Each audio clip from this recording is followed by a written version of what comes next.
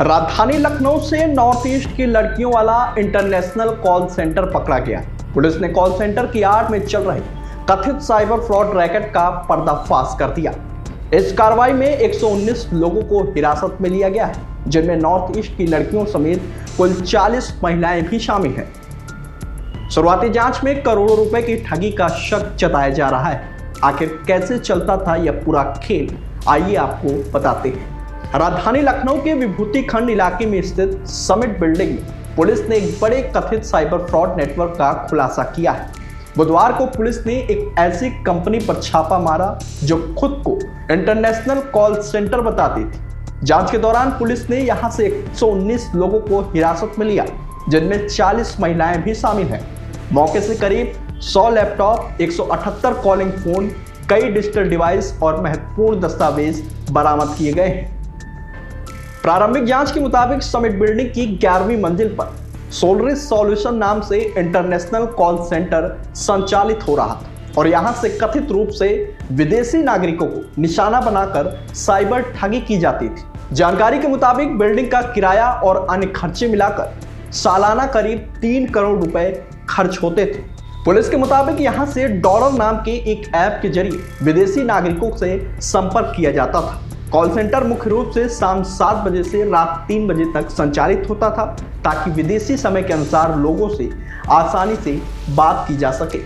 जांच में सामने आया कि ऑनलाइन शॉपिंग के बाद जब कोई व्यक्ति रिफंड या कस्टमर सपोर्ट के लिए इंटरनेट पर जानकारी खोजता था, तो कथित ठग उससे संपर्क करते थे। मदद के नाम पर ये लोगों से विभिन्न प्रक्रियाएं करवाते और फिर OTP या अन्य माध्यमों से उनके बैंक खातों से पैसे निकाल लेते थे।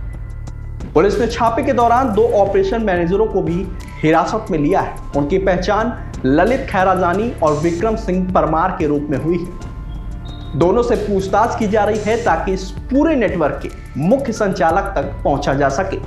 जांच में यह भी सामने आया कि कॉल सेंटर में भर्ती के लिए 5 चरणों का इंटरव्यू लिया जाता था। कर्मचारियों को करीब 25 से 28 हजार रुपए मासिक वेतन दिया जाता था। इसके अलावा यदि किसी कथित ठगी में सफलता मिलती थी तो संबंधित कर्मचारी को कथित रूप से 10% तक इंसेंटिव भी दिया जाता था।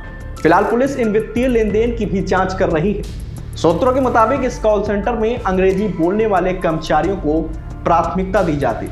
ऐसे में ज्यादातर लड़कियां उत्तर पूर्वी राज्यों से थे, क्योंकि उनकी अंग्रेजी और उच्चारण विदेशी ग्राहकों से बातचीत में उपयोगी माने जाते थे। हालांकि पुलिस ने किसी विशेष समूह की भूमिका पर आधिकारिक रूप से कोई निष्कर्ष नहीं दिया है और जांच जारी है। प्रारंभिक जांच के आधार पर पुलिस को आशंका है कि इस नेटवर्क के जरिए 200 करोड़ रुपए से अधिक की साइबर ठगी की गई। हालांकि अंतिम आंकड़ा जांच और फॉरेंसिक विश्लेषण के बाद ही साफ हो पाएगा। फिलहाल पुलिस ने सभी इलेक्ट्रॉनिक उपकरण और दस्तावेज फॉरेंसिक जांच के लिए लैब भेज दिए हैं। साथ ही बैंक ट्रांजैक्शन, कॉल रिकॉर्ड और डिजिटल डेटा की भी जांच की जा रही है। साथ ही पुलिस इस नेटवर्क से जुड़े अन्य लोगों की तलाश में जुटी हुई है। जनपद लखनऊ विभूति खंड थाना अंतर्गत समिट बिल्डिंग में एक इल्लीगल कॉल सेंटर का भंडाफोड़ किया गया है। यह कॉल सेंटर विदेशी नागरिकों, विशेषकर यूनाइटेड स्टेट्स ऑफ अमेरिका के सिटीजन्स को साइबर फ्रॉड के लिए टारगेट करता था। 119 लोगों को गिरफ्तार किया गया है, जिसमें 92 पुरुष हैं और 27 महिलाएं हैं। 103 लैपटॉप बरामद किए गए हैं।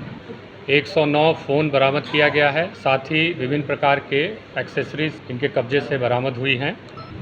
ये जो कॉल सेंटर था बहुत ही ऑर्गेनाइज तरीके से यह कार्य करता था। यूनाइटेड स्टेट्स के सिटीजन्स को SMS भेजा जाता था और उनको बताया जाता था कि आपके अकाउंट का प्रयोग, अकाउंट कई तरह के हो सकते हैं, फ़ोन के अकाउंट्स होते हैं, उसके अलावा तीसरा बैंक अकाउंट। तो आपके अकाउंट को इल्लीगल एक्टिविटी में प्रयोग होना पाया गया है और कृपया आप ये टोल फ्री नंबर से आगे वार्ता कर लें। जब वो व्यक्ति उस टोल फ्री नंबर पे बात करता था, यहाँ पे उसका कांटेक्ट होता था दूसरी टीम से, जिसको डायलर टीम कहा जा सकता है। विभिन्न प्रकार के फाइनेंशियल डेटा वो गैदर करते थे और फिर उनको अग्रेतर कार्रवाई के लिए उसको रेफ़र कर देते थे। बैंकर टीम पहले इनके डिटेल्स को वेरीफाई करती थी कि हाँ, आपके अकाउंट का दुरुपयोग या उसकी संलिप्तता विभिन्न प्रकार के इलीगल ट्रांजैक्शंस में पाई गई है। लीगल कार्रवाई की जा सकती है और आप गिरफ्तार हो सकते हैं। साथ ही साथ आपके सोशल सिक्योरिटी नंबर हैं वो फ्रीज कर दिए जाएंगे, अकाउंट फ्रीज कर दिया जाएगा। तो उससे वो काफ़ी भयभीत हो जाते थे। तब सबसे लास्ट में इसको आप क्लोजर टीम कह सकते हैं, इनको बताती थी कि किस तरह से आप इससे बच सकते हैं। गिफ्ट वाउचर खरीदने के लिए प्रेरित करते थे, उसका पिन सहित डिटेल्स मंगा लेते थे और उनकी जो टीम थी वो उसको रिडीम कर लेती थी। क्रिप्टो के वॉलेट में मनी ट्रांसफ़र कराते थे, उसके लिए QR कोड देते थे।